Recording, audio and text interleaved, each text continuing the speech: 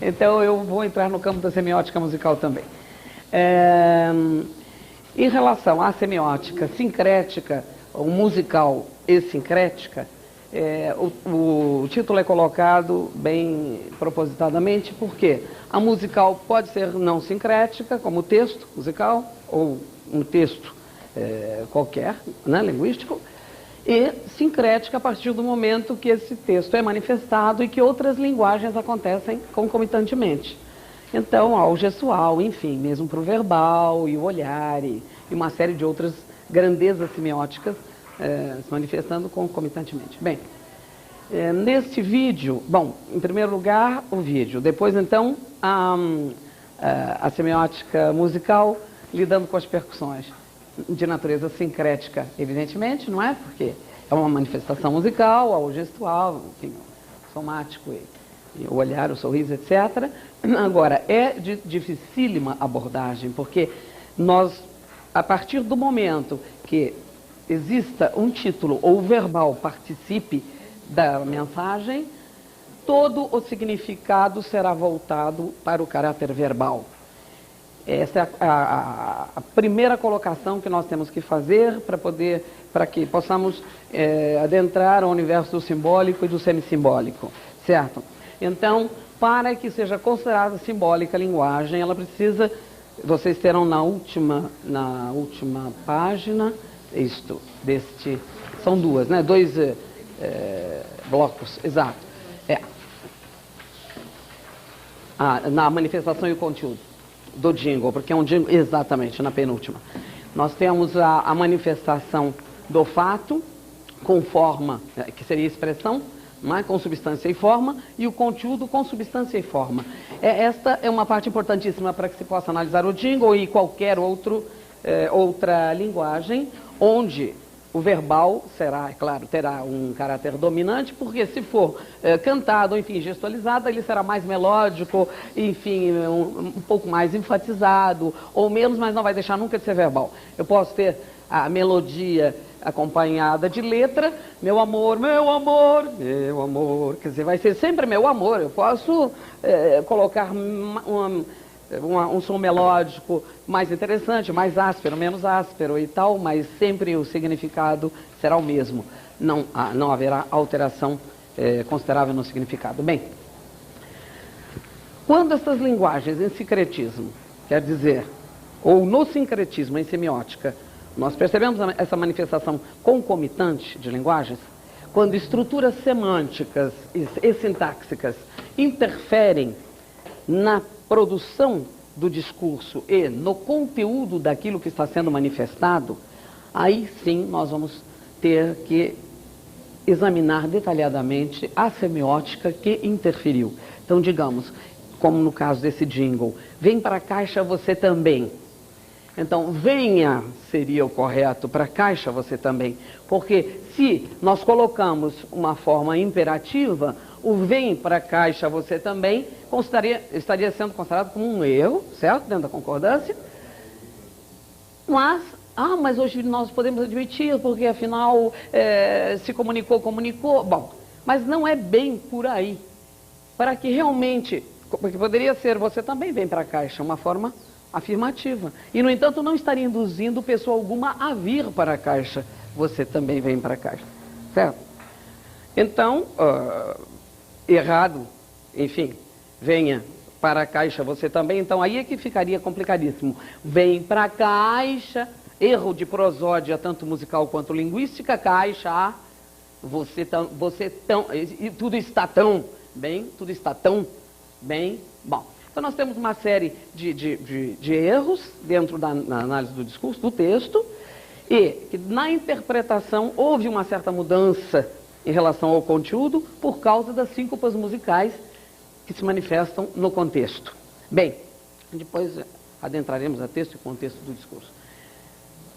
Por favor, se o senhor puder passar o jingle. Nós temos a linguagem proxêmica, seria o uso do corpo e dos objetos com a finalidade de comunicar. Nós temos a origrâmica, a colocação de luzes e sombras, etc., com a mesma finalidade, não é? A gestual, fílmica, pictórica, verbal, musical, enfim, acontecendo concomitantemente. Como numa ópera, por exemplo, nós notamos estas linguagens todas em manifestação. Pode haver uma manifestação como um interferente ocasional, aí seria uma mera... Pois não. A cor no início e a cor no final. Está tão.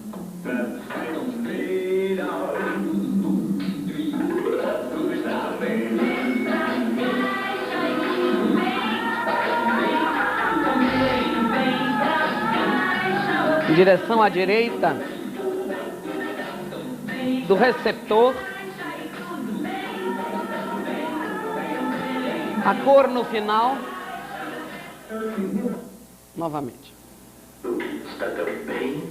Os ritmos diversificados, plurirrítmica, somática, o jovem e o velho, aquele que desacredita e debocha, é sempre a classe intermediária. Os mais velhos estão acreditando bastante, os mais novos também. Bom, e outra coisa, irmão, pode... É outra linguagem, isso é outra análise semiótica. Bom, enfim, em linhas gerais, poderemos retornar, nós notamos a concomitância, evidentemente, de diferentes linguagens, mas algumas adentrando como interferentes ocasionais, não modificando a forma e a substância do conteúdo. É claro, a substância haverá sempre uma pequena modificação, mas não interferindo na forma do conteúdo, que é exatamente o que interessa a semiótica gramsciana, não é? Que até poder-se-ia chamar de uma teoria do conteúdo. Bem, então essa forma do conteúdo que, não sendo alterada, não interessa à análise semiótica. Bem, então seria um interferente ocasional, aparente, uma mera referência contextual, que não vai alterar o significado. A partir do momento em que nós notamos, vem para a caixa você também, como uma persuasão, e é claro, dentro do discurso, porque toda e qualquer análise tem que ser voltada para o discurso e sendo interpretada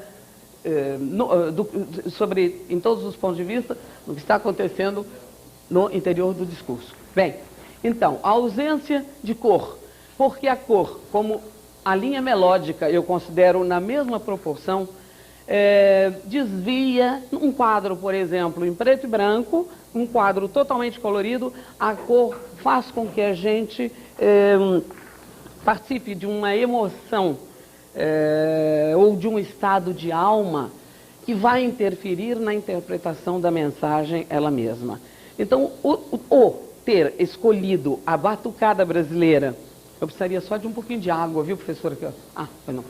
De ter escolhido a batucada brasileira como um fato significante a ser estudado, é claro, para poder estruturar um fenômeno, nós temos que começar pela base, e não pela linha melódica, foi exatamente para poder ser totalmente objetiva, sem me colocar nessa posição de sensação, de emoção ou de efeitos de sentido que estão relacionados à substância da expressão e não ao conteúdo, que é o que interessa a semiótica. Bem, então, a ausência de cor na colocação da mensagem.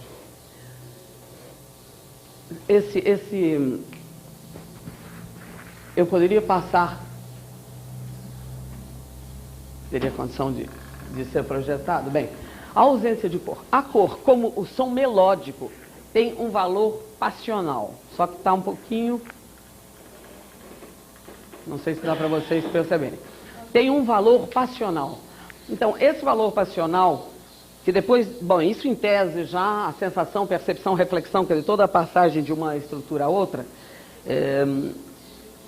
nos leva a um recorte temporal, fazendo com que a gente passe da situação de sujeito, da condição de sujeito, a de não sujeito. Então, seria o caso das paixões, como aqui embaixo, sujeito, euforia, disforia, não sujeito, prazer e sofrimento. Quer dizer, é um estado muito grande de prazer ou muito grande de sofrimento, que do sujeito, euforia, estado de consciência, foria, não, aforia, estado de inconsciência, ao recorte, a decupagem, temporel,